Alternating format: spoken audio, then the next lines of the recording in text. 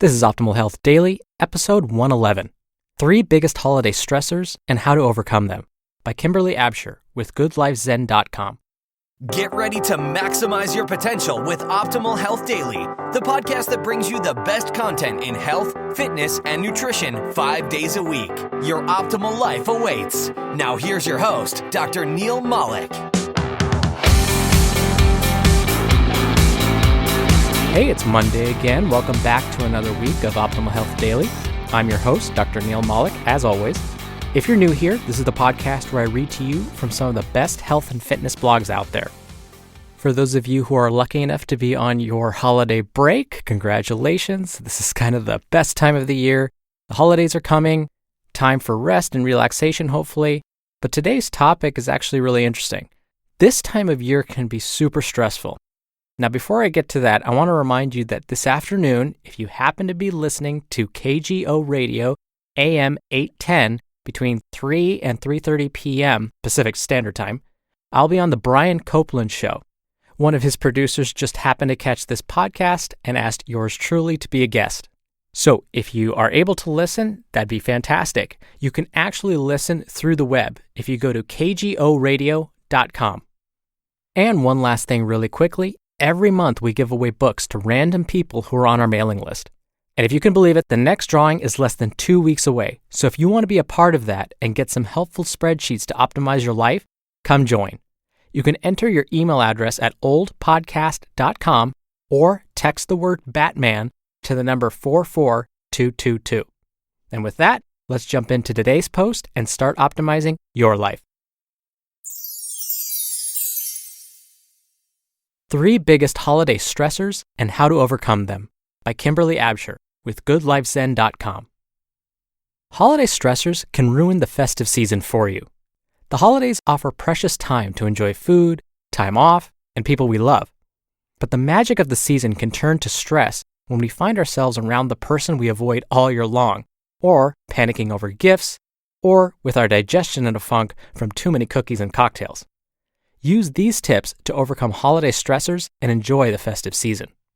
Number 1, the weather outside is frightful and the vibe inside is awkward. You don't know what to say to the cousin you disagree with about everything at the holiday meal, or you received a festive party invitation, but attending means seeing an old friend you no longer speak to. How to handle interactions that push your buttons. Set boundaries. If you feel forced to spend time with people you don't want to be around, remind yourself that you get to make your own choices. Decide for yourself if a potentially uncomfortable situation is worth it or not. At the event, if you want to leave, politely excuse yourself without drama or gossiping. Shake off preconceived notions. Even if you're not over something in the past, now is not the time to focus on it.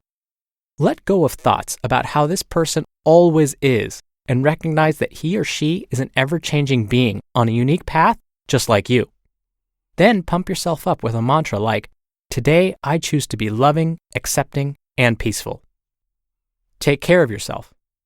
Eat well and prioritize sleep a few days beforehand to arrive well-rested and well-fed, and in the best mood possible.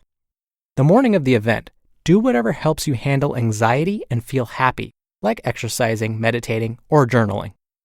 Number 2, you're too strapped for cash to buy gifts, or you just don't want to participate in gift giving. But you don't want to be rude, especially to those who you think might give you a present. Promise yourself you will enjoy the holidays on your terms without guilt. Deliver a clear message. Since consumption is a major part of the holiday season, and just there in general, people may not believe it when you say you're not into it. Send a short, direct message explaining your no-gift policy. Brainstorm options in line with your values and budget. Make the same gift for everyone, like homemade tea mix or cookies in a pretty package. You can make these gifts in batches fairly quickly and cheaply, plus you get to enjoy them too. Score!